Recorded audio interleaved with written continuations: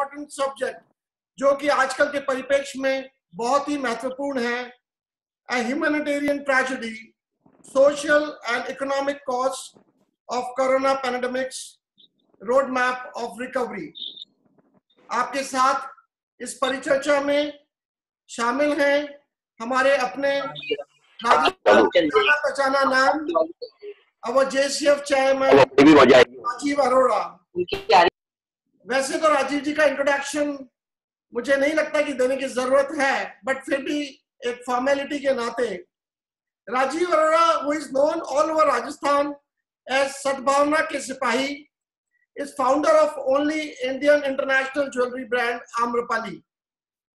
He started his social political career in way back in 1972, almost 50 years of his political career। At that time, he became General Secretary of College Union. He was founder member of NSUI. Since then, he has served his party and government in different capacities. Loved by everyone in Rajasthan. He was chairman of Rajasthan Tourism Development Corporation and very, very closely associated and friends with Shri Ashok Gehlot and Shri Anandji Sharma since 1974. Almost a union of 50 years. Who can be a better person to talk to him than Mr. Rajiv Arora himself? So over to Rajiv ji. नमस्कार जाजू जी, thank you very much. सबसे पहले तो सबसे request है कि अपने mute पे कर दें, जो स्पीकर फोन्स है म्यूट पे कर दें। खाली 3 फोन अनम्यूट रहेंगे, जाजू साहब का, मेरा और आनंद जी का। सब लोग म्यूट कर दें। मोहित प्लीज अनम्यूट नहीं करे किसी को भी, सबको म्यूट कर दें जी। मेरी सभी से रिक्वेस्ट है कि हमने सभी को म्यूट पे किया हुआ है, प्लीज कोई भी अपने फोन्स को अनम्यूट नहीं करे। हमने सभी को आवाज नहीं जाएगी जब कहेंगे भाई साहब, जब ही खोलेंगे अपन। आगे ना वांटी जी। नमस्कार, थैंक यू वेरी मच। आप लोगों को मालूम है कि जब से ये कोरोना का इम्पैक्ट आया है पूरे देश में और दुनिया में, आपकी जो संस्था है जयपुर सिटीजन फोरम, वो जयपुर के अंदर चाहे वो सवाई मानसिंह अस्पताल हो, चाहे जयपुरी अस्पताल हो, उसमें शानदार समाज सेवा का काम कर रही है और जिसको सरकार द्वारा रिकॉग्नाइज करा गया है, हमको सर्टिफिकेट दिया गया है कि एक शानदार काम के लिए। उसके लिए मैं पूरी JCF की टीम को बधाई देना चाहता हूँ। और इस लॉकडाउन के पीरियड में इसको कैसे यूजफुल बनाया जाए, हम लोगों ने एक वेबिनार की सीरीज शुरू करी, 5 सीरीज हो चुकी है। आज मुझे बहुत खुशी है कि आज हमारे बीच में देश के लब्ध प्रतिष्ठित राजनेता, एक विचारक, एक राइटर आनंद शर्मा जी हमारे बीच में हैं। मुझे सौभाग्य मिला हुआ है कि मैं उनके संग पिछले लगभग 50 वर्षों से उनके साथ में मैं काम करता रहा हूँ।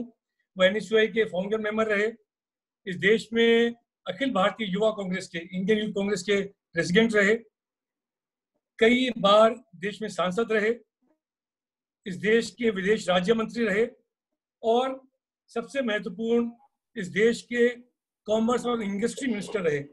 और उसके साथ साथ एक लेखक के रूप में उनकी लिखी हुई किताबें remembering Jawaharlal Nehru, journey of a nation and Gandhian way, ये एक ऐसी पढ़ने की चीज़ है, ऐसी किताबें हैं जिनसे आप इस देश के स्वतंत्रता के इतिहास और स्वतंत्रता के बाद की स्थिति को अच्छी तरह से समझ सकते हैं। और मुझे ये गौरव मिला कि आनंद जी ने खुद ने साइन करके किताबें मुझे दी और मैं उनको पढ़ पाया। But as a minister responsible for commerce and industry, he started national investment policy. He piloted the opening of many of FDI, including the defense and civil aviation. India allowed 100% FDI in single bank retail and opened up multi-bank retail to foreign investors. The e-business project was conceptualized and rolled to improve business and investment climate. आपकी ये जो शुरुआत है manufacturing Jones को बढ़ाने की, उसको पूरा देश और दुनिया आज आपको याद करती है। आज हम लोग we are going to ask few questions with Anand ji and Yesterday, Prime Minister also addressed the country. Today, Finance Minister also rolled out a package. So I think some questions also come with that. So I'm starting with my first question to Anandji. Social and economic impact of the corona pandemic, is it different in India from America, UK, and Europe? Anandji, welcome.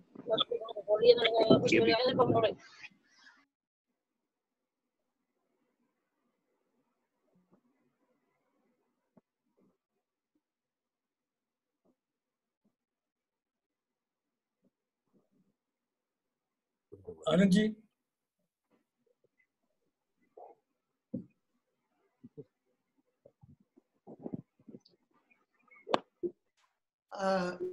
Anand ji, unmuted hand.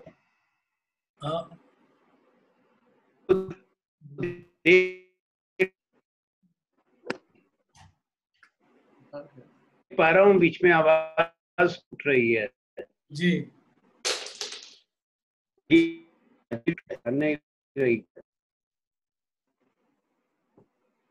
Ji, connection की problem लगती है कोई। जी,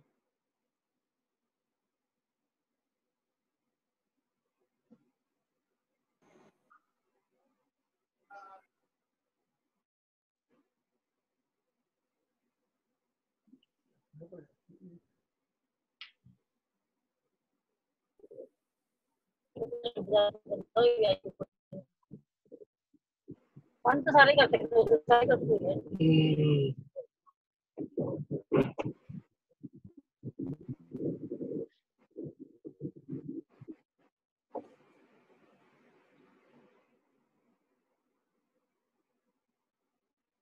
मैंने तो mute किया नहीं है। आपकी आवाज आ रही है आनंद जी उनको? जी, welcome. Can you hear me?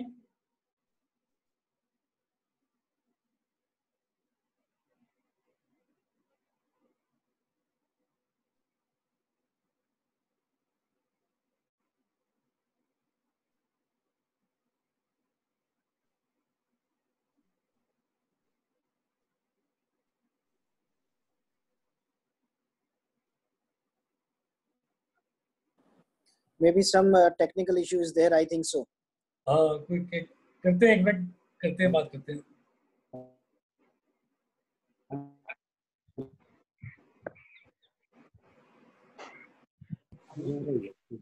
I think some technical issue. Wait, please wait for a minute.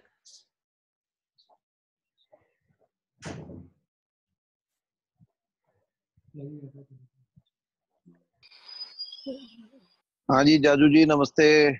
नमस्ते। अरोड़ा साहब, भाई साहब नमस्कार। प्रणाम। प्रणाम भाई साहब। नमस्कार सर जी। नमस्कार जी, नमस्ते। Very good. बहुत सारे लोग सुनने वाले हैं और बहुत लोग जुड़ेंगे। Good evening sir. है केला बता रखे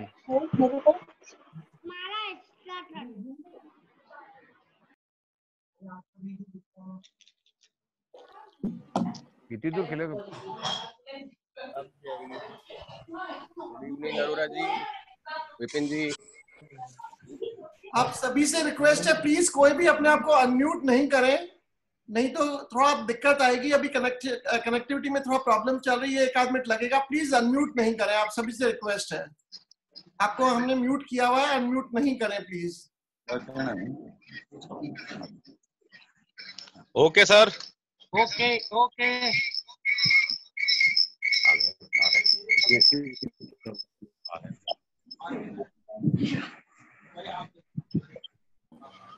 दिल्ली में थोड़ा कनेक्शन पुअर लग रहा है, जहाँ से वो बात कर रहे हैं लोधी साइड से। आ गए, यहाँ से एक दो मिनट सॉल्व कर लेंगे। आनंद जी आ गए। Okay sir.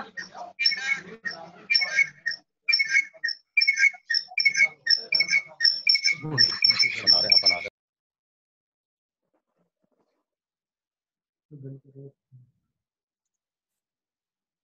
मेरे को कभी दिक्कत हुई नहीं।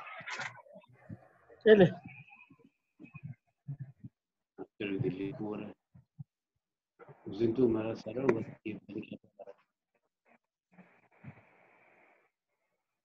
हे प्रभु, उस दिन तो सारा मेरा हुआ था अनइंटरप्टेड।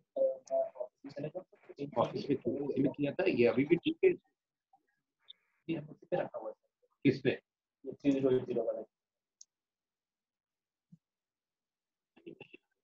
आपकी आवाज आ रही है आनंद जी मुझे? I can hear you. Anand ji आपकी आवाज आ रही है? हाँ, आवाज आ रही है आपकी मुझे? हाँ, बीच में कट गया था, बताएं आप कुछ बोल रहे थे तो कट गया। तो शुड वी स्टार्ट? हाँ, yes, we can start. So my first question is, social and economic impact of the corona pandemic, is it different in India from America, UK and Europe?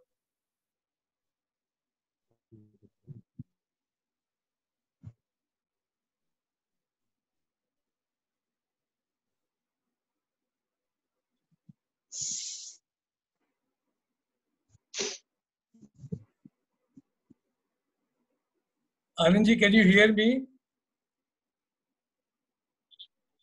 See, different country of I can hear you. Yes. So we all would like to know, is it different in India from? हाँ जी, आपकी आवाज आ रही है. You can continue speaking. फिर जब video आएगा तब आ जाएगा.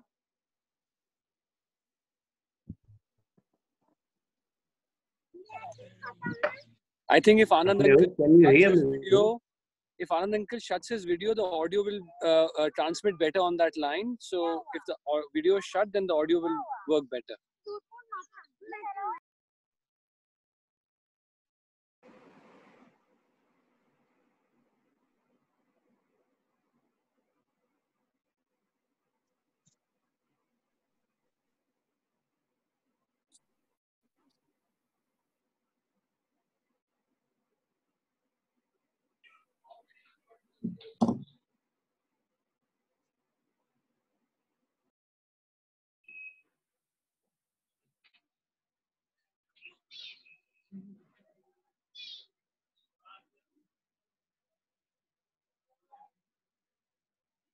आनंद जी, अगर आप मेरी आवाज सुन पा रहे हैं तो आप अपना वीडियो बंद करके बोल दें तो सब लोग सुन पाएंगे आपको। Thank you.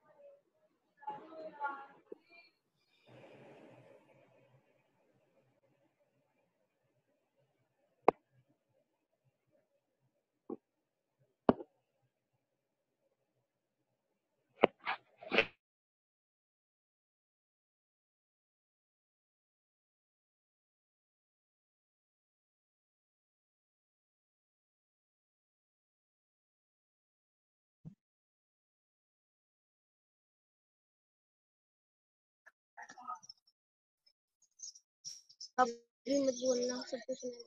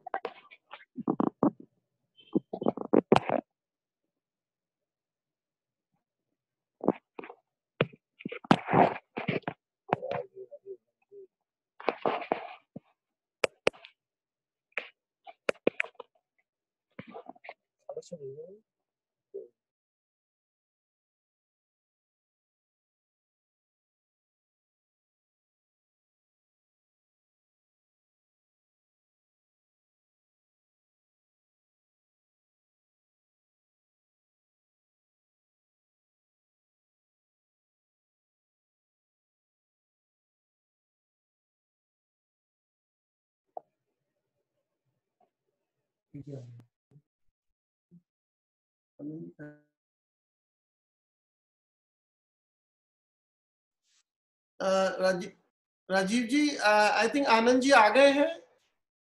Anand ji,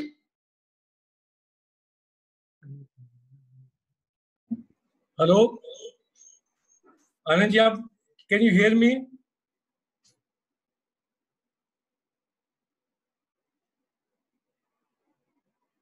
hello अब बोल सकते हो कुछ भी।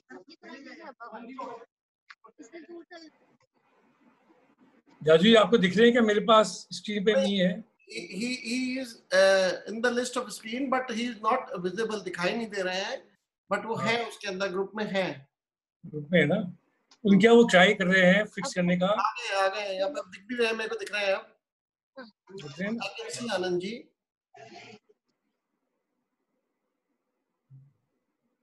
एक्चुअली वहाँ कनेक्टिविटी, वहाँ पे मेरे को लग रहा है कनेक्टिविटी थोड़ी पुअर है वहाँ पे। हाँ, हाँ। अपने पहले ट्राई करा था तो सही आ रही थी इनिशियली। एक दफा सभी को एग्जिट करके वापस ज्वाइन करने का बोले मीटिंग। हाँ जी, नहीं, उससे फर्क नहीं पड़ेगा, अपन लोग तो कनेक्ट किए उससे हैं फर्क पड़ सही। जाएगा क्योंकि मैंने एक दफा सभी पार्टिसिपेंट को बोला एग्जिट करके वापस ज्वाइन करें। आनंद जी आ गए हैं ऑलरेडी।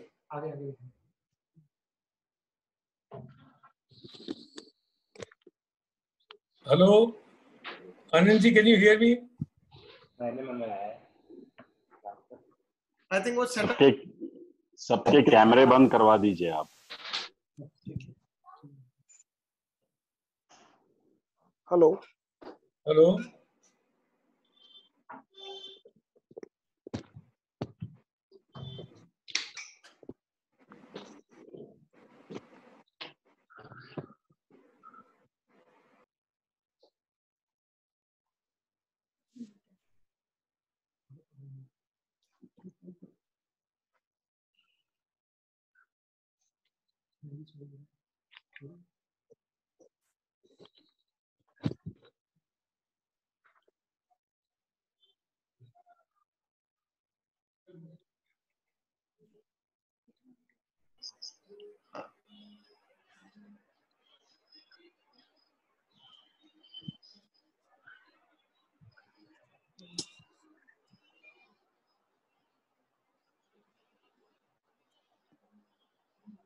एक भाई देख पा रहे हैं बट आवाज नहीं आ रही है अभी।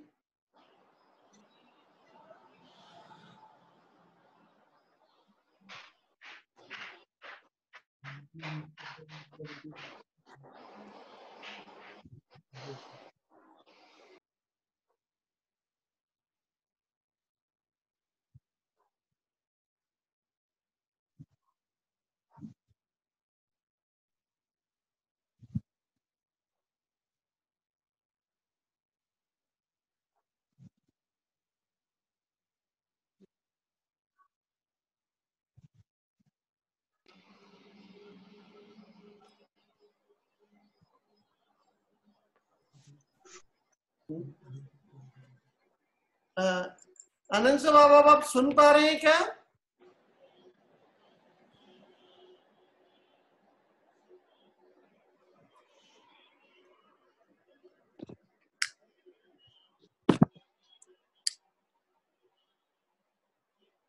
कैन यू हियर मी आनंद जी? आपको आवाज आ रही है मेरी? आपको आवाज आ रही है मेरी?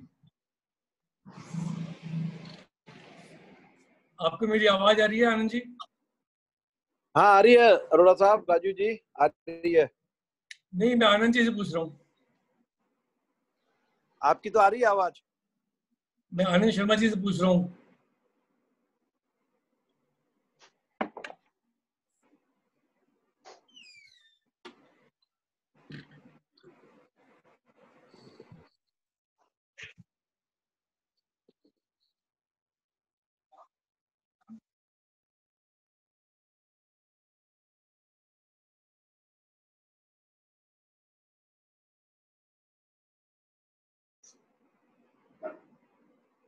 बहुत बात हुई।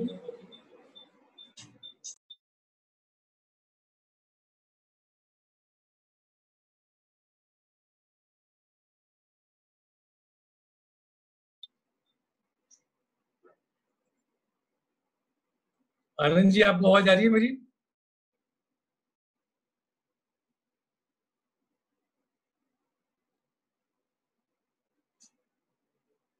वो कुछ बोल रहे हैं, आपकी आवाज नहीं आ रही हमको। We can't hear you.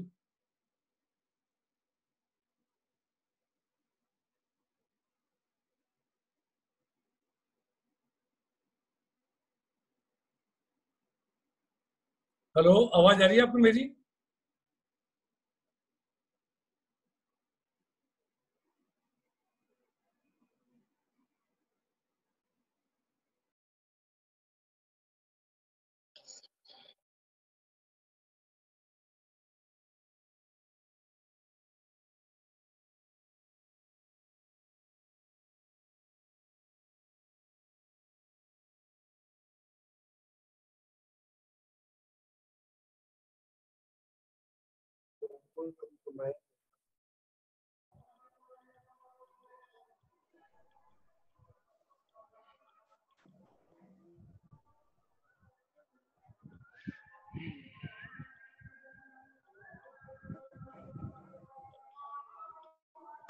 नाम क्या आता है, मेरा नहीं आता। नहीं, फोटो तो देखी थी।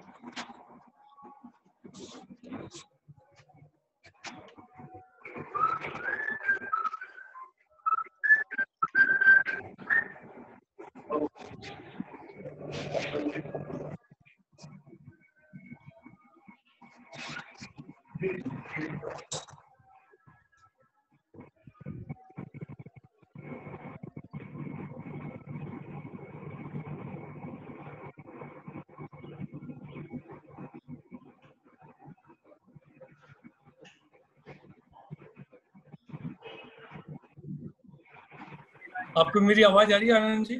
कैन यू हियर मी?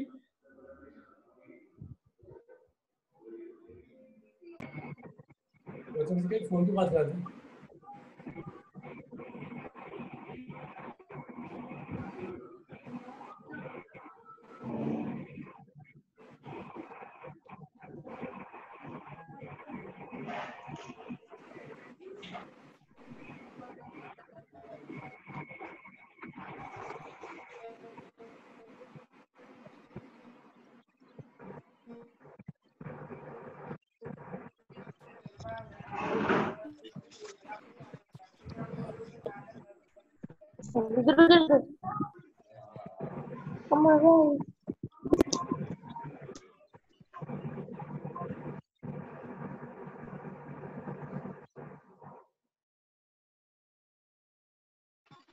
ठीक है, शुरू हो गया।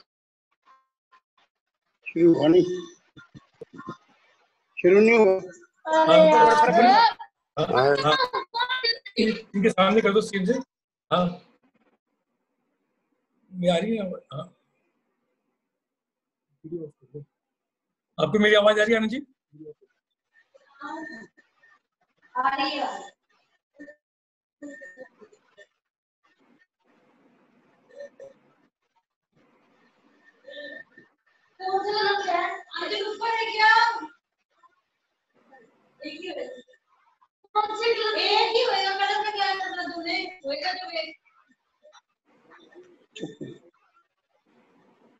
हाँ आनंद जी, मेरे ख्याल से वीडियो बंद करके आपको आवाज अच्छी आएगी। ऑडियो चालू कर दीजिए।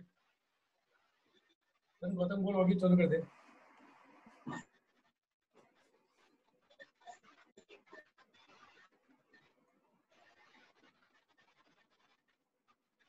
खाली ऑडियो चालू करिए। आपका वीडियो क्लियर आ रहा है, आप बोलने की कोशिश करिए।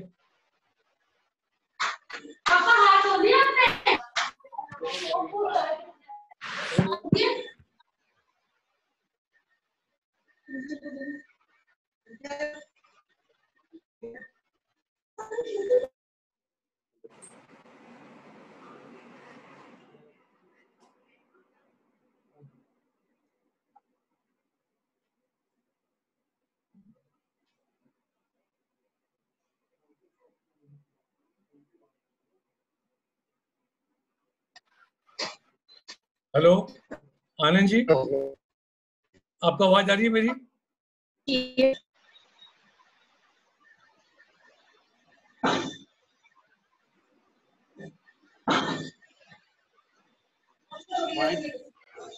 Can I unmute? मुझे अनम्यूट कर दिया गया वहां।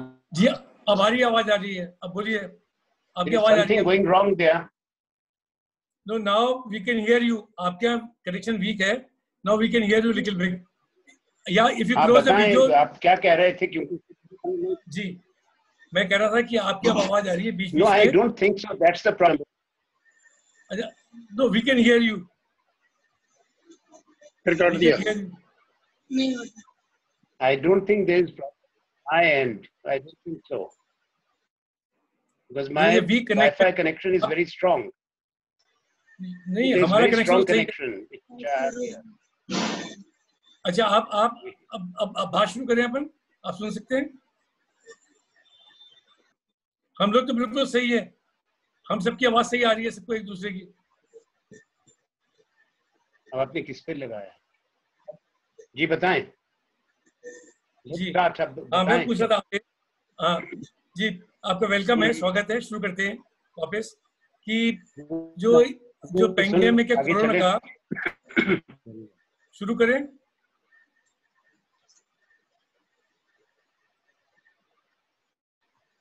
आपका वीडियो रुक गया वापस. जी सर, शुरू करें सर. जी, खाली ऑडियो पे आ जाएं. अब आ रही है आवाज आपको? कैन यू हियर मी आनंद जी? जी हाँ जी. हम पूछ रहे थे, इसको वीडियो को बंद रखते हैं थोड़ी देर, ऑडियो पे बात कर लेते हैं. मैं सुन रहा हूँ आपको. हाँ जी, हम सब पूछ रहे थे कि ये जो कोरोना का पेंडेमिक है, इसका क्या सोशियो इकोनॉमिक इम्पैक्ट है, and is it different from US and Europe जो इंडिया में हुआ है?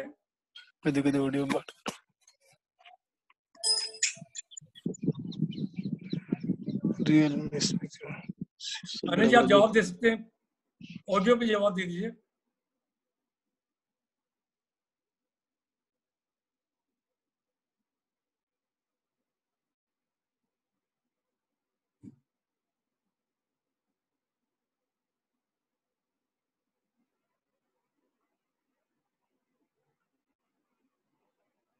भाई आपको नहीं आ रही है आवाज? हमको आ रही है. आप बोलिए ना, हम सुन रहे हैं आपकी आवाज. आप बोलिए. हम पूछ रहे हैं कि जो ये कोरोना का जो इम्पैक्ट है, सोशियो इकोनॉमिक इम्पैक्ट जो हुआ है, ये इंडिया का क्या डिफरेंट है यूएसए से, यूरोप से, यूके से? सोशल और इकोनॉमिक इम्पैक्ट में कुछ फर्क रहेगा जी, क्योंकि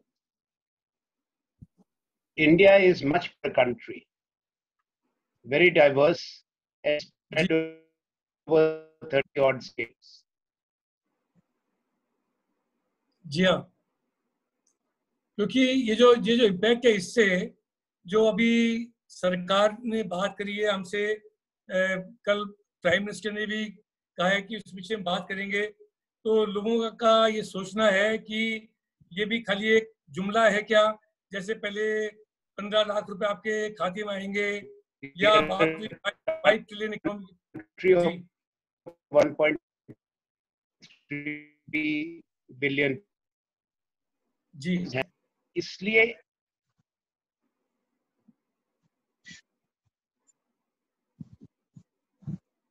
आपकी आवाज नहीं आ रही पूरी अभी तक.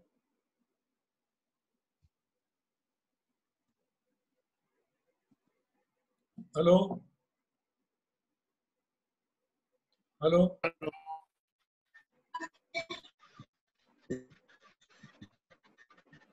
हेलो.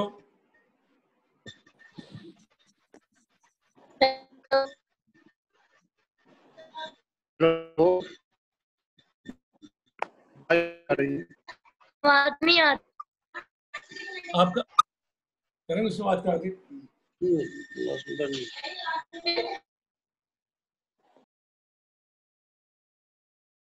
आवाज नहीं.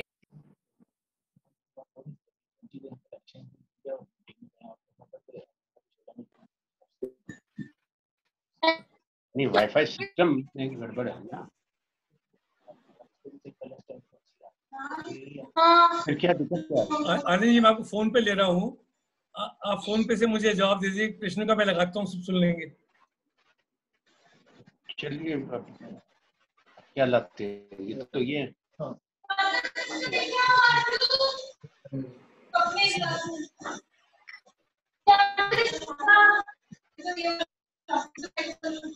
हाँ हाँ दीजिए।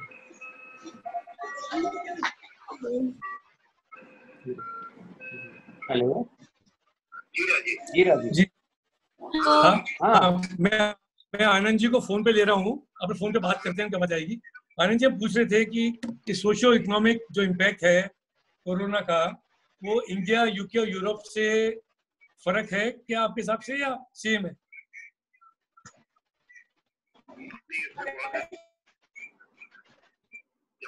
इकोनॉमी की बात है वो तो हर देश की चूंकि है, चाहे अमेरिका है, यूरोप है, बात नहीं आ रही, आवाज नहीं आ रही। नहीं आ रही है, आ रही आवाज, आप बोलिए, आवाज आ रही है।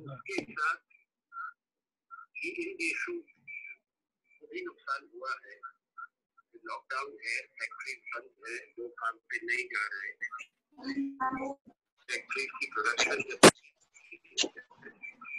यहाँ खरीद है, बाजार बंद है, तो नुकसान तो उस दृष्टिकोण से अमेरिका, यूरोप, हिंदुस्तान और सब जगह से जी। सबसे बड़ा जो फर्क है भारत और इन देशों के बीच में, एक तो हमारी आबादी बहुत है, 135 करोड़ का देश जी। हमारी इकोनॉमी करोड़ की है,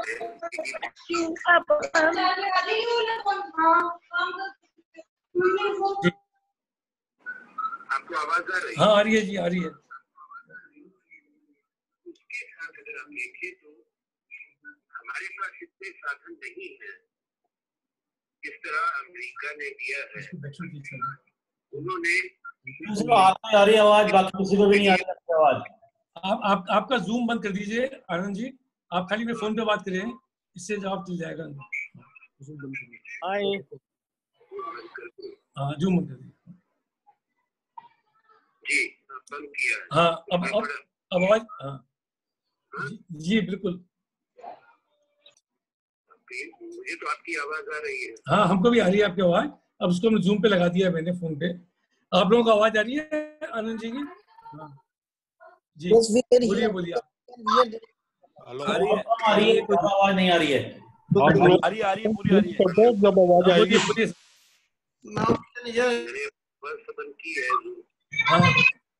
हाँ बोलिए, आप आ रही है आवाज आ रही है। चुपचाप रहकर तमीज से बोला कर एक तो।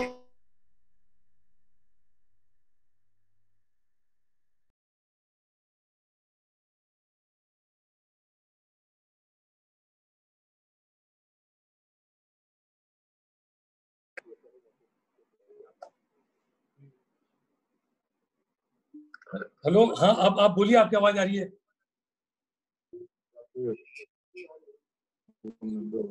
जूम बंद कर दो, आप फोन पे लेते हैं, मैंने लगा रखा है जूम, आपका फोन पे ले रहा हूँ मैं। हाँ जी, मैं हाँ जूम बंद करते हैं, फोन पे आप बोलते हैं, आप बोलते रहिए। आप बता रहे थे कि क्या फर्क है इंडिया में, अमेरिका में, यूके में और यूरोप में।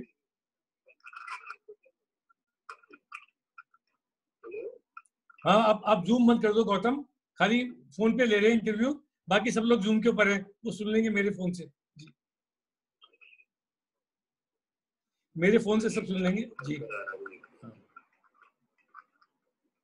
जी उसमें अगर हम देखें कि हमारे पास रिसोर्सेज क्या है जी, comparatively we have far less resources to intervene as a country. जी हाँ। Our GDP is nearly $3 billion. Whereas US has been able to inject $2.2 trillion. Ji Germany has been able to give more than 400 billion euros, it's close to 50 lakh crores. Ji. The population is 8.5 crores. Ji. In case of England, ji. if you look at the exchange rate, they're similar. Yeah. Would be close to 40 lakh crores. Ji. In case of India, the first stimulus which we gave was less than 1%, 0.8%. Yesterday evening, both the Prime Minister and the gave us press conference. जी. जो 20 लाख करोड़ है वो नहीं बनता, जी हाँ, ना ही वो हमारी GDP का 10% बनता। सही बात है। एक चीज को समझना जरूरी है, लिक्विडिटी मेजर या आरबीआई अपने रिपो रेट कम करे, लेंडिंग रेट बैंक्स कम करे, कोई गवर्नमेंट की तरफ से गारंटीज आए, कोई एनबीएफसी को पैसा हो तो इंडस्ट्री को कर्जा लेने के लिए पैसा मिले। जी हाँ। तो वो फिजिकल स्टिमुलस नहीं माना जा सकता। जी। तो बहुत बड़ा फर्क है हमारे और जहाँ सोशल इकोनॉमिक इम्पैक्ट का एक एस्पेक्ट है। जी। दूसरा जो जरूरी है जी समझना सबके लिए जी कि हमारे यहाँ पे जो इकोनॉमी है जी हाँ उसका अनऑर्गेनाइज सेक्टर का बहुत बड़ी भूमिका है। हमारी जो टोटल लेबर फोर्स है भारत में जी वो लगभग 48 करोड़ है। जी हाँ जी उसमें से 25 करोड़ तो सेल्फ एम्प्लॉयड होंगे जी और कैजुअल लेबर होगी 11 करोड़ और 12 करोड़ के आसपास लोग जो है वेजेस सैलरीज पे जी। तो टोटल जो हमारा वर्कफोर्स है जी उसका 85 से 90% वो अनऑर्गेनाइज सेक्टर जी ऑर्गेनाइज सेक्टर में। जी हाँ तो ये सबसे बड़ी चुनौती भारत की। दूसरा लगभग 14 करोड़ लोग जो है तो मूविंग लेबर माइग्रेंट लेबर है तो डिफरेंट सेक्टर में काम करती, फैक्ट्रीज में काम करती है, कंस्ट्रक्शन सेक्टर में काम करती जी। तो हमारे यहाँ पे जो सोशल इम्पैक्ट है, हमारा सोशल सिक्योरिटी नेट बहुत कमजोर है बनिस्पत देश। जी हाँ whether it is the public healthcare system, ji the food security system, compared to America, even people can drive in their cars and get their food ration. Ji It is properly packed and put them in their party. Ji Here we do not have any system. जी हाँ We can cover the urban poor, जो शहरों में रहते हैं, जी प्रवासी भारतीय हैं, जी और उनको सबसे बड़ी चोट हमारे देश को के सामने दुनिया के सामने देखने को मिलता है जो वापस घर लौटना चाहते हैं क्योंकि उनका राशन कार्ड पे उनको यहाँ पे कोई प्रावधान नहीं है। नेशनल सिक्योरिटी की एक्ट के तहत उनको वो पैसा मिल सकता हो जी तो राशन मिल सकता हो जी लगी। अगर जो हम दे रहे हैं 5 किलो जो राशन है क्या चावल है या आटा है जी बहुत कम लागत आती है, लगभग 170 रुपया एक महीने का, 2000 वो भी उन तक नहीं पहुंच पा रहा क्योंकि शहरों में उनको तो नहीं मिल पाता। जी हाँ सही बात। लॉकडाउन जब से हुआ है बच्चे कैसे किया गया इंडस्ट्री को, तो ये जो अनऑर्गेनाइज सेक्टर का वर्कर वापस जा रहा है कहाँ वेजेस मिल रहे हैं। जी हाँ तीसरी बात हमारे यहाँ जो बैंक में जो ट्रांसफर की बात है जी प्रयास पूरा ये नहीं कहता नहीं करता, फिर ये लोग कहाँ के इनके पास स्मार्टफोन हैं, कहाँ ये इस बैंक अकाउंट को एक्सेस कर पा रहे हैं। और साथ में जो हमारी महिलाओं को दिया जा रहा है 3 महीने के लिए, अभी जो पहला दिया गया तो 500 रुपया महीना पैसा, वो अगर आप उसको देखें तो $7 बनता है, 500 रुपया एक महीने का। हालांकि यूएन में जो पॉवर्टी रेट है, जो मिनिमम सब है तो $2.5 एक दिन का देना होता है। तो हमारे यहाँ बहुत फर्क है इन देशों के दृष्टिकोण में सोशल और इकोनॉमिक इम्पैक्ट में। एक इसके साथ जुड़ी हुई बात है access to health care and good public health care systems. हमारे काफी बरस से, आज की बात नहीं कहता, हमारा जो पब्लिक हेल्थ केयर सिस्टम है वो कमजोर हुआ। जहाँ पे सरकारी अस्पताल है वहाँ पे लोगों की जांच होती है, लोगों को दवाई मिलती है, मुफ्त में दवाई मिलती है गरीबों को, और किसी तरह की परेशानी नहीं आती। अब हम एक दूसरे मॉडल की तरफ चले गए हैं जो इंश्योरेंस पर है, बीमा पर आधारित है और प्राइवेट हॉस्पिटल्स पर है लिंक्ड। अब कहाँ गरीब का कहाँ वो बीमा पाएगा? कोविड में जो लोग जा रहे हैं वो अस्पताल में पहले पैसा जमा कराएगा, बीमा की राशि लाएगा, बड़ा मुश्किल है। तो 80% हमारे देश में जो आईसीयू के बेड्स हैं इसमें 80% लगभग वो प्राइवेट हॉस्पिटल्स में चले गए हैं। और वही वेंटिलेटर्स जिनकी जरूरत है पेंडेमिक में, इसमें कोरोना में, वो भी प्राइवेट हॉस्पिटल्स के पास लगभग 80% है। तो सरकारी अस्पताल में आईसीयू बेड्स की कमी है, सुविधाओं की कमी है, वेंटिलेटर्स की कमी है, दवाइयों की कमी है। पर जब ये महामारी आई है, संक्रमण आया है, तो अधिकांश लोग 90% बीमार लोग सरकारी अस्पतालों पर आधारित हैं, उसी पर निर्भर हैं। प्राइवेट हॉस्पिटल्स में not even 10% of the corona patients have been taken, or the COVID patients. तो ये एक तीसरा पहलू है कि हमारे और देश में और दूसरे देशों में इसका फर्क है। अगर आप सरकारी अस्पतालों की बात देखें, पब्लिक हेल्थ केयर सिस्टम की, ब्रिटेन में NHS है, नेशनल हेल्थ सिस्टम। हम वहाँ के प्राइम मिनिस्टर बीमार हुए, उनको आईसीयू तक ले जाना पड़ा, और वो NHS के हॉस्पिटल में थे, गवर्नमेंट हॉस्पिटल में थे, प्राइवेट हॉस्पिटल में नहीं थे। तो जब तक हमको इससे एक मैं कहूँगा लेसन लेना पड़ेगा देश को, केंद्र को भी और राज्यों को भी, कि हमको रिसोर्सेज को एलोकेट करना पड़ेगा, इन्वेस्ट करना पड़ेगा पब्लिक हेल्थ केयर सिस्टम में, और ये देखा जाए कि वहां पर गवर्नमेंट हॉस्पिटल में हर वो सुविधा हो, डॉक्टर्स को भी, चाहे वो इस समय जो सामने आई है personal protective equipment PPE gear, उसकी बहुत कमी रही हमारे यहाँ, दुनिया में भी है पर हमारे यहाँ बहुत ज्यादा कमी रही। उसके साथ साथ जो बाकी व्यवस्था है उसके लिए इन्वेस्टमेंट करनी पड़ेगी भविष्य के लिए। हमको शायद ये एक अवसर मिला है अपने आप को तैयार करने का कि कोई भी ऐसी चुनौती आए तो हमारे पास एक ऐसी स्वास्थ्य सेवाएं उपलब्ध हो जो कि किसी भी चुनौती का सामना करने के लिए सक्षम है।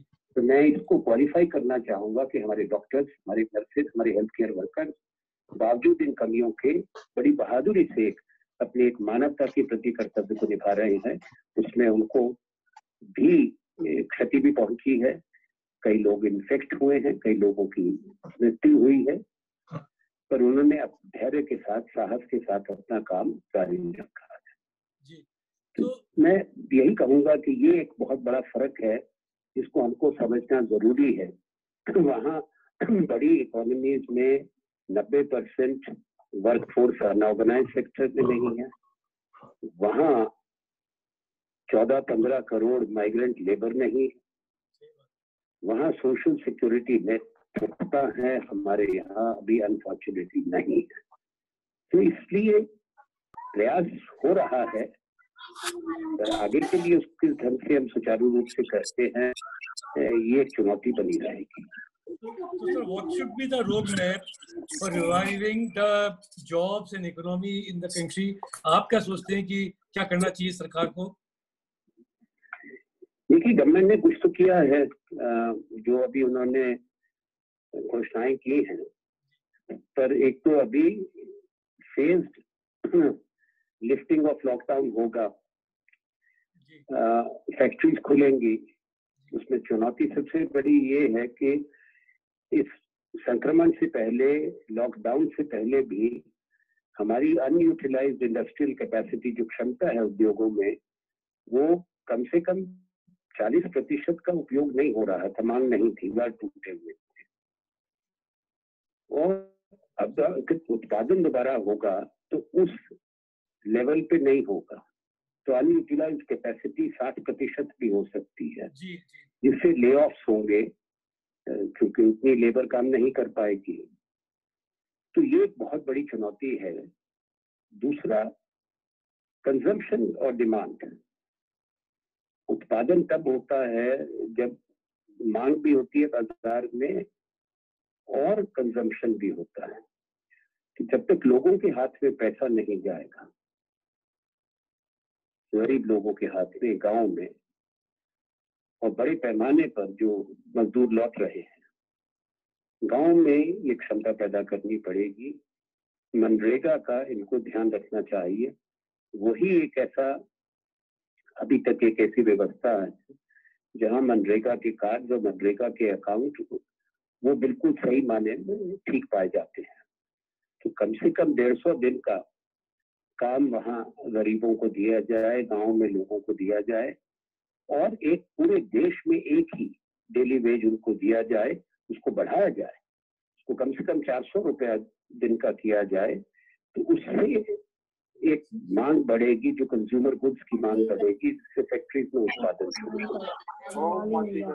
उसके साथ साथ जो एमएसएमई सेक्टर है, सरकार ने आज कुछ घोषणाएं की हैं, मैं उनका स्वागत करता हूँ। पर्याप्त नहीं, दे आर नॉट इनफ, क्योंकि जो 3 लाख करोड़ रुपए का जो क्रेडिट गारंटी की भी बात की गई, उसमें भी जो कंडीशंस लग रही हैं कि जिनका टर्नओवर या आउटस्टैंडिंग वो 25 और 100 करोड़ की जो बात हो रही है, तो उससे छोटे लोग छूट जाएंगे, जो छोटा उद्योग है। मैं माइक्रो एंटरप्राइजेस की बात करता हूँ, वेरी स्मॉल एंटरप्राइजेस की बात करता हूँ। उन तक लाभ पहुंचना जरूरी है, क्योंकि ज्यादा वर्कफोर्स वहां पर भी है। साथ ही एमएसएमई सेक्टर, क्योंकि एमएसएमई और अनऑर्गेनाइज्ड सेक्टर 50% हमारी इंडस्ट्रियल प्रोडक्शन के लिए हम उन पर निर्भर करते हैं, उनको फाइनेंस देना जरूरी होगा एट 0 इंटरेस्ट। वो अभी तक देखिए, मैंने जैसा कहा, लिक्विडिटी मेजर्स हैं, सब कोई सपोर्ट नहीं है, स्टिमुलस नहीं है। जिस तरह से बाहर दूसरे देशों में पे चेक प्रोटेक्शन है, अमेरिका में, या इनकम सपोर्ट है कि फैक्ट्रीज को, इंडस्ट्री को पैसा दिया जाए कि जो कर्मचारी हैं उनको उनका वेजेस जो हैं बैंक में जाएं और उनको कंपनसेट किया जाए। हमारे यहाँ पे अभी तो नहीं हुआ, शायद क्षमता नहीं है, पर अगर वेजेस का सपोर्ट नहीं दे सकते तो जो बंद कारखाने हैं, चाहे वो छोटा उद्योगपति है, निजी व्यवसाय है, वो उनको केवल आदेश देना कि वो वेजेस पे करें। जब कोई कारोबार बंद पड़ा है, फैक्ट्री बंद पड़ी है, कोई ना सामान बन रहा है, ना उसका बिक्री हो रही है, तो वो न्यायोचित नहीं होगा। इसलिए उनको फाइनेंस देना चाहिए, and I would say at 0 interest. It's not a question of delayed payments or moratorium. The interest should be 0% for the MSMEs in this period of crisis. Then that would help. और जो बड़ा उद्योग भी है, उसके लिए interest subvention की जरूरत है। उसको तो हम कह सकते हैं, वो government guaranteed credit interest subvention पे, जिसे अफोर्डेबल और एक्सेसिबल क्रेडिट। क्रेडिट एक्सेसिबल होना एक अलग बात है, अफोर्डेबल भी होना चाहिए। वो सपोर्ट के ये जो मेजर्स हैं, उसका हम अभी इंतजार करेंगे, क्योंकि अभी तक तो इसका पूरा हम एनालिसिस नहीं कर पा रहे। अभी 3-4 प्रेस कॉन्फ्रेंसेस वित्त मंत्री की और होनी है, उसमें देखते हैं। पर अभी जो कहा गया है 20 लाख करोड़, उसमें से काफी तो लिक्विडिटी मेजर्स में लगभग 9-9.5 लाख करोड़ तो पहले आरबीआई कर चुका है, तो रिपो रेट कम करके, रिवर्स रिपो रेट को चेंज करके, लेंडिंग रेट्स को बैंकों ने किया, बीपी जो है बेसिस पॉइंट्स वो उसको कम किया, सेविंग डिपॉजिट्स पे इंटरेस्ट कम किया, तो लिक्विडिटी बढ़ाने के लिए कई कदम उठाए हैं। उसको मैं स्टिमुलस या सपोर्ट नहीं मान सकता। ये सरकार को सोचना पड़ेगा कि कैसे एक साल के लिए फिस्कल डेफिसिट को अबेयंस में रख के, they should not worry at this stage about fiscal deficit or about inflation, because naturally if there is more liquidity there will be inflation. Government को इस समय इकोनॉमी को रिवाइव करने के लिए जो कदम आवश्यक हैं वो निर्णय लेना पड़ेगा। सही बात। उसके लिए अभी गवर्नमेंट ने जैसे घोषणा की है कि इन्होंने तकरीबन 50% अपना जो लोन है, बोरोइंग है, उसको बढ़ा दिया है। 4 करोड़ 20 लाख बढ़ाया है, नहीं 4.2. So that they have increased, so that's a huge percentage increase which they have gone in for borrowing. Now, if they are going to go in for that borrowing, they should also monetize the deficit and give income support, wage support, and interest subvention.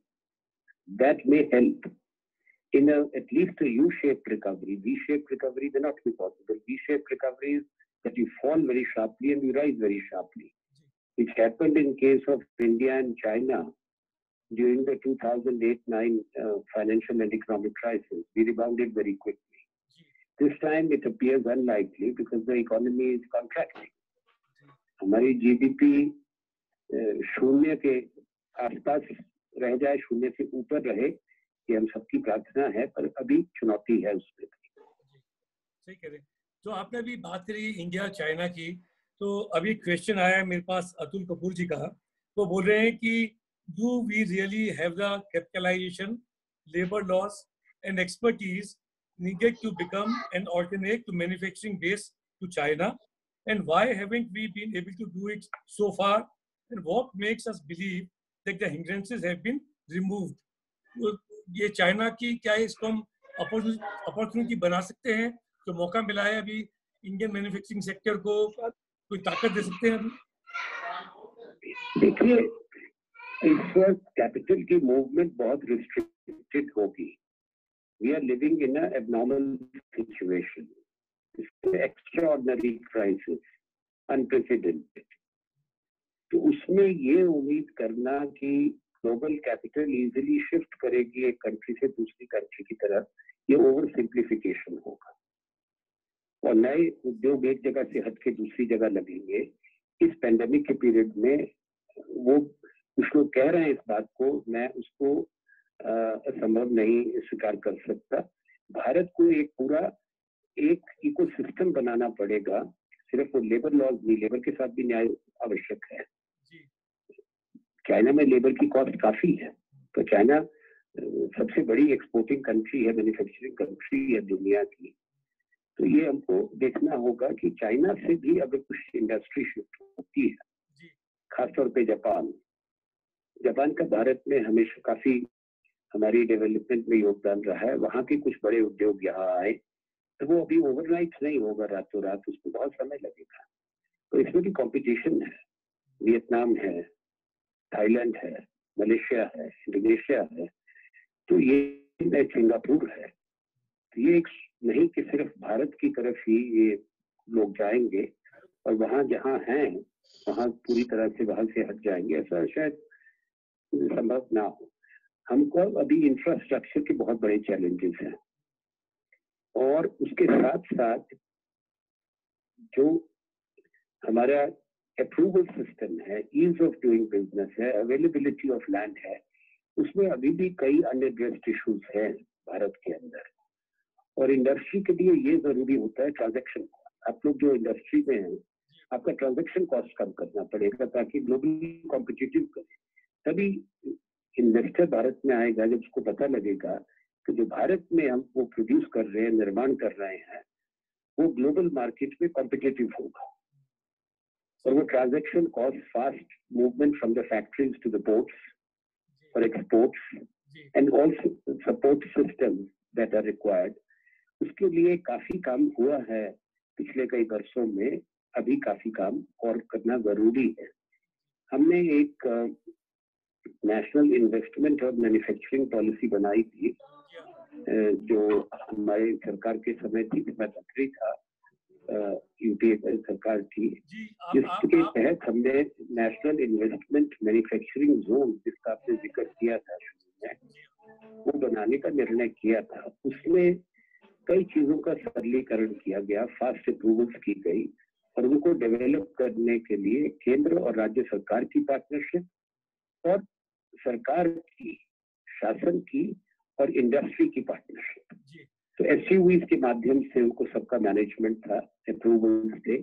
इस SUV में industry पूरी तरह से investor भागीदार थे और उसके जो सीईओ थे वो उद्योग जगत से भी हो सकते थे, सरकार से भी हो सकते थे और पावर्स उसमें डेलीगेटेड और वेस्टेड थी।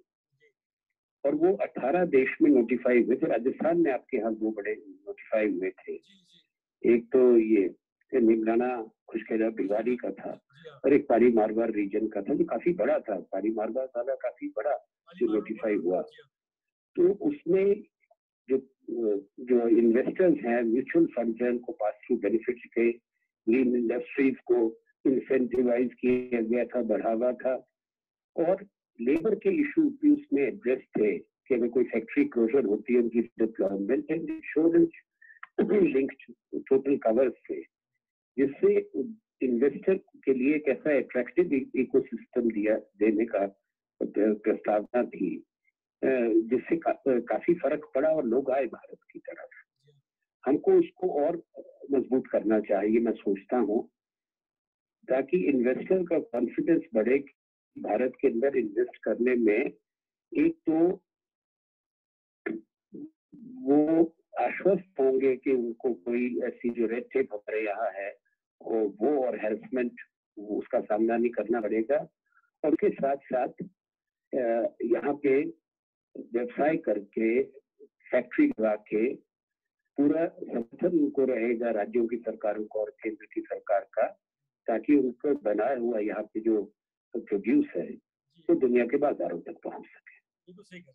एक अभी क्वेश्चन आया है मेरे पास तरण अरोड़ा का, ये पूछ रहे हैं कि in these moments of crisis, Reliance has managed to get 55,000 crore investment from Facebook and Vista Equity.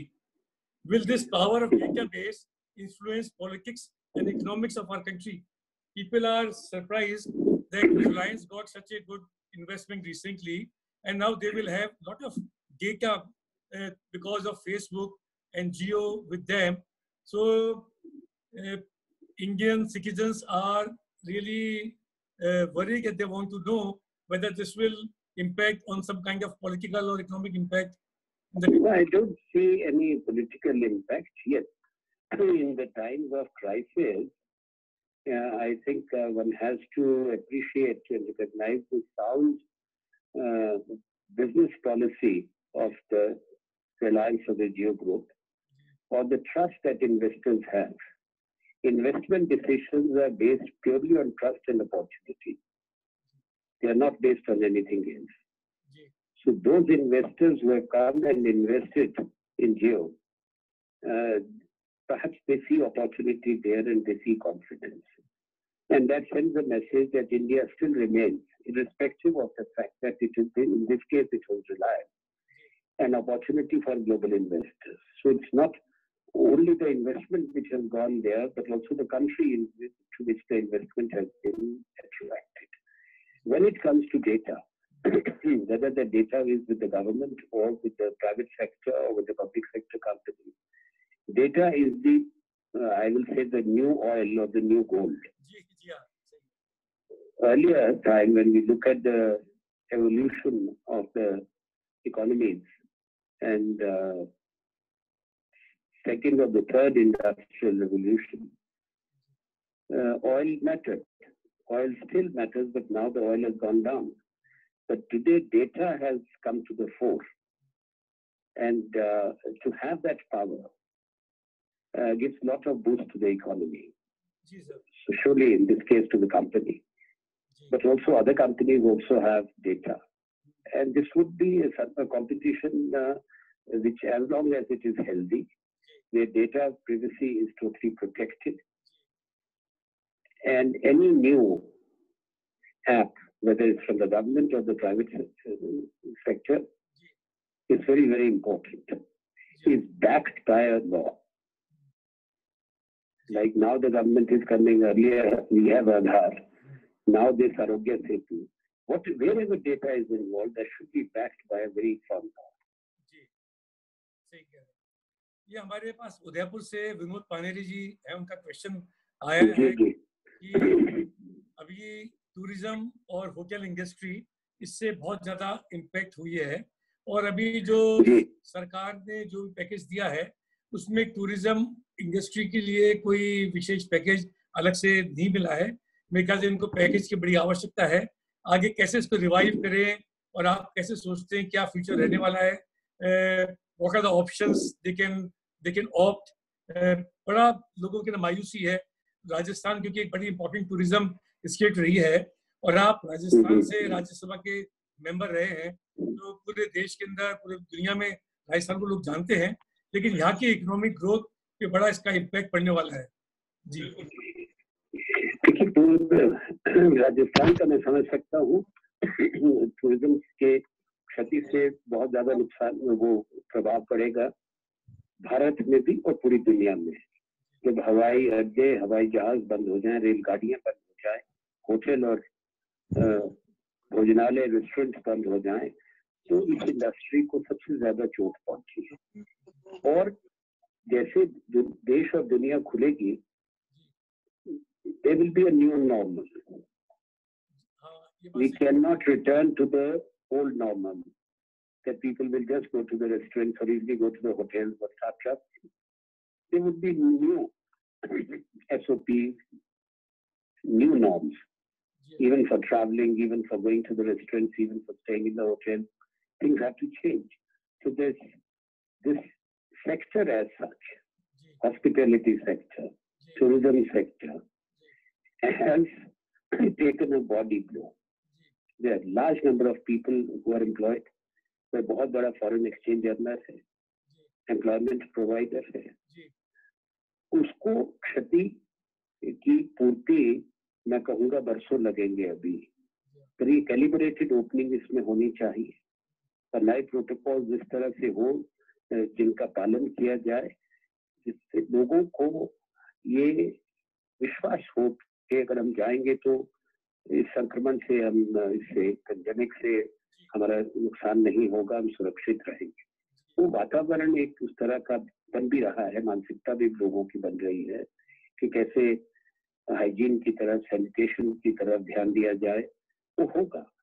पर जो मैं सोचता हूँ कि एयर ट्रैवल, ट्रेन ट्रैवल तो शुरू हो रहा है, एयर ट्रैवल इसमें समय लगेगा, और पर्यटन को भी पुनर्जीवित करने के लिए समय लगेगा.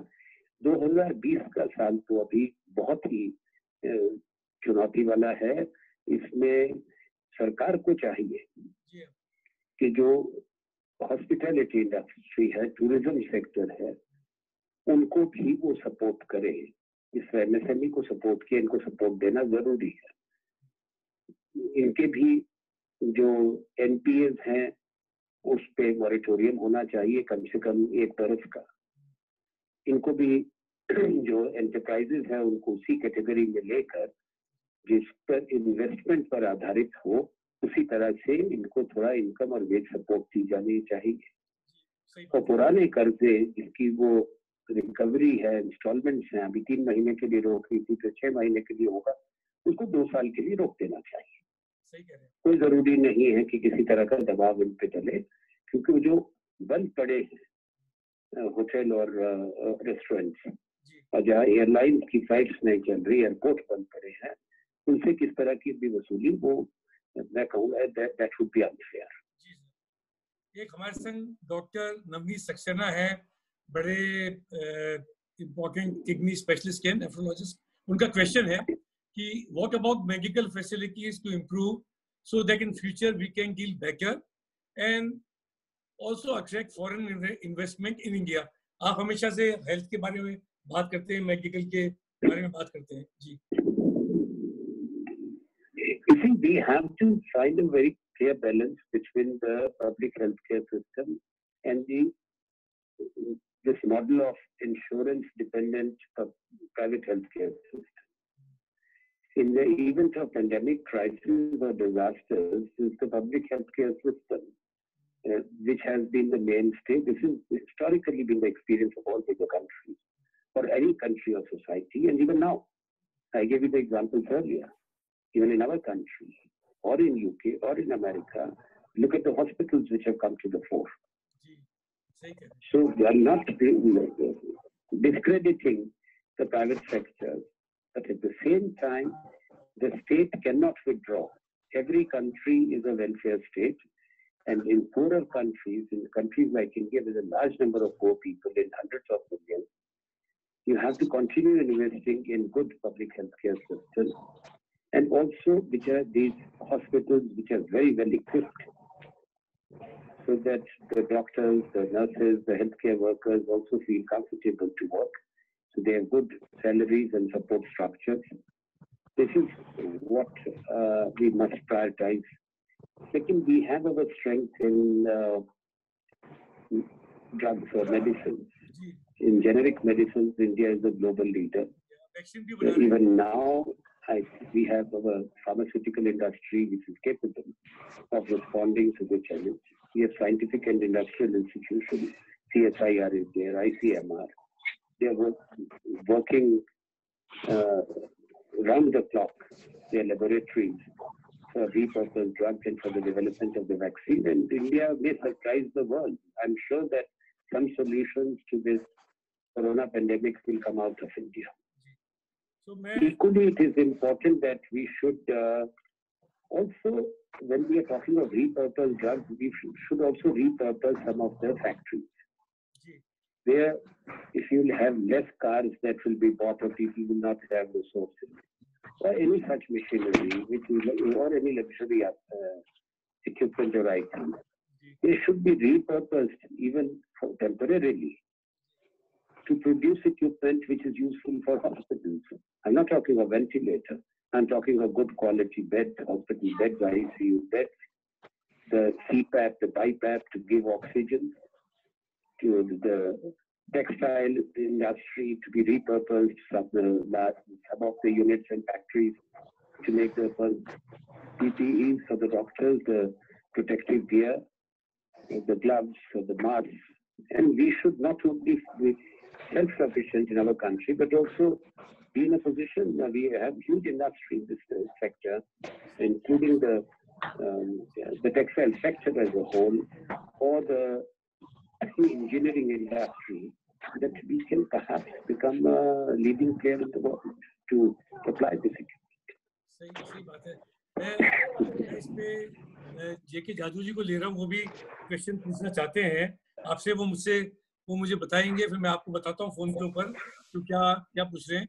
जादू जी, आप कुछ क्वेश्चन पूछना चाहते थे पहले?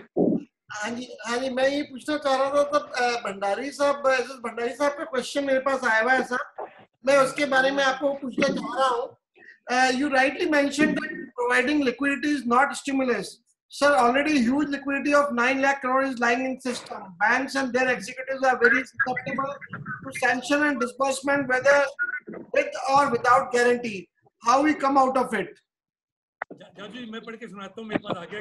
आपको रिपीट करना पड़ेगा. मैं रिपीट करता हूँ sir. You rightly mentioned that providing liquidity is not stimulus.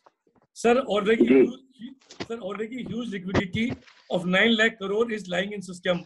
Bank and their executives are very susceptible to sanction and disbursement of whether with or without guarantee. How we come out of it? They are all in dilemma what to do. The banks already have a lot of money with them, liquidity with them, and how to give, who to give. I think that is what Bhandari Sahib is senior chartered accountant and one of the trustees of the trust. He's asking this.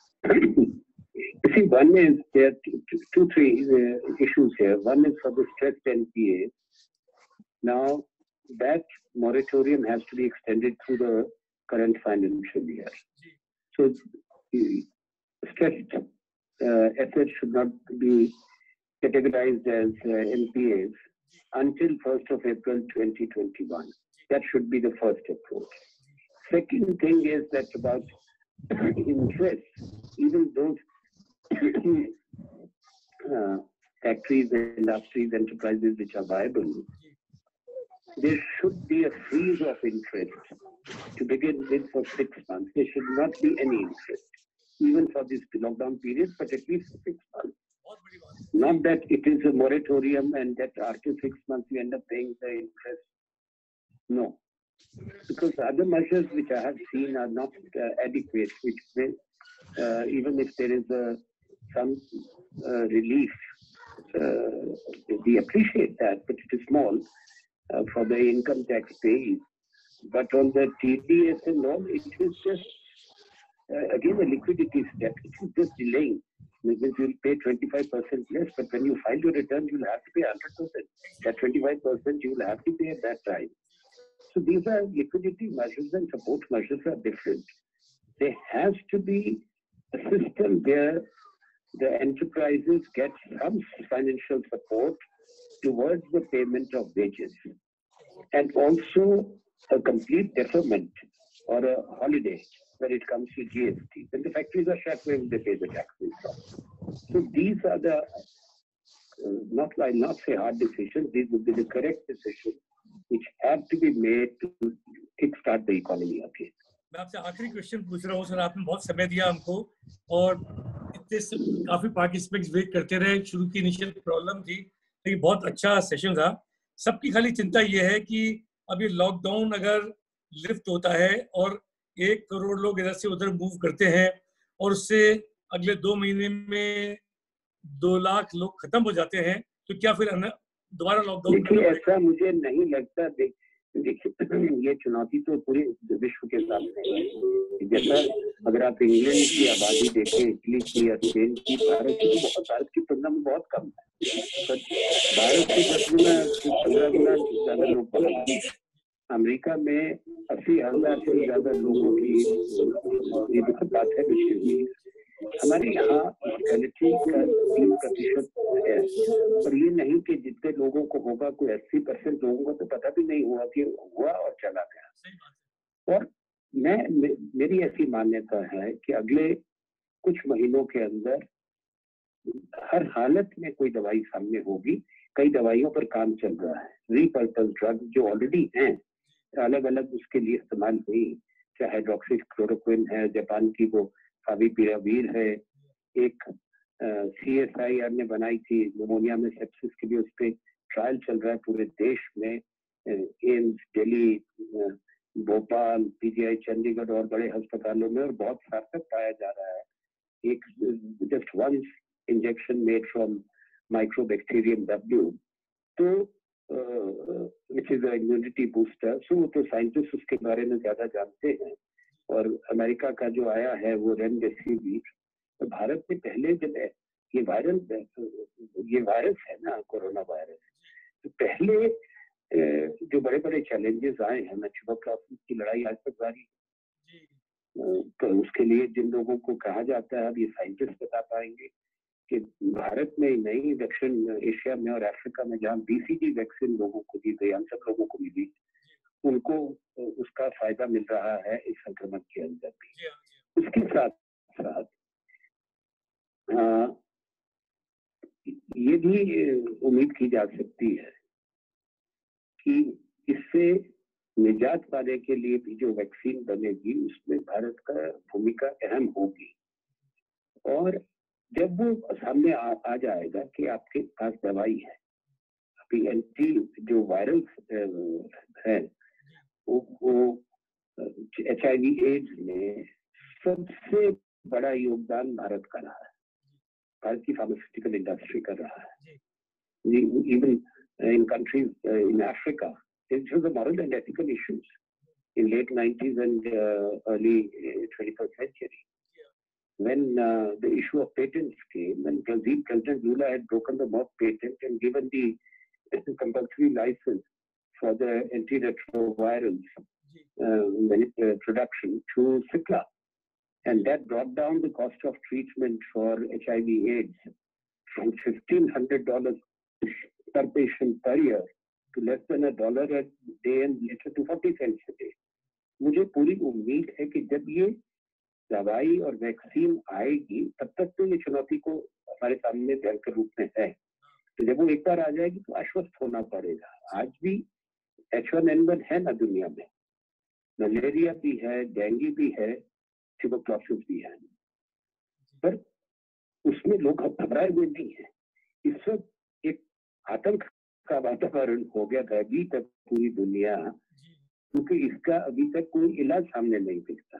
जब ये पता लग जाएगा समाज को, देश को, सरकारों को, सब जनता को कि अगर कुछ होता भी है किसी को तो दवाई है, रोग का उपाय है, तो फिर इकोनॉमी दोबारा पुनः जीवित हो जाएगी।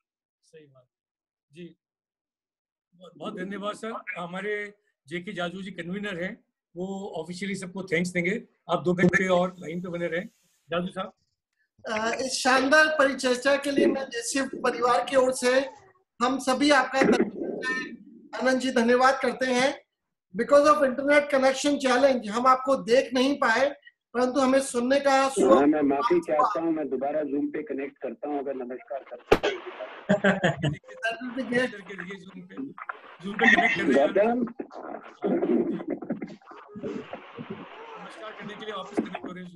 मैं देखता हूँ। गौतम जूम पे लगाना, अगर नमस्कार कर सकूंगा अभी लगवाता हूँ, आप बात करते रहे मुझसे।